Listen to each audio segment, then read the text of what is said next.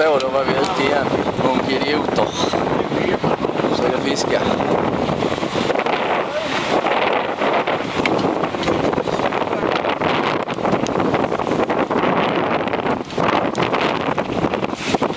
Ja, Björn. Det går bra, ja. Det är ett önskeväder detta. Ja, det är utslag med 350 gram idag för vissa. Så tar nästa runda.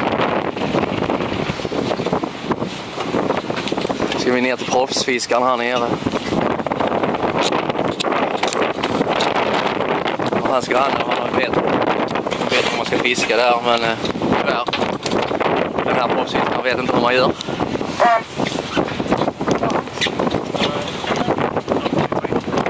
Hur går det där sen? Ja. Ser du väl? Vi har ju fått torsk här. Ja, och Lasse, jag har en godkänd torsk. Har du? Ja, så. Ja, nu börjar det.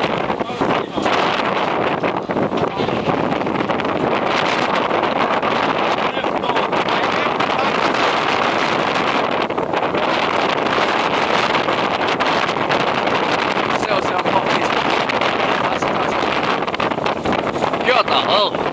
Kom nu igen alltså. Ja.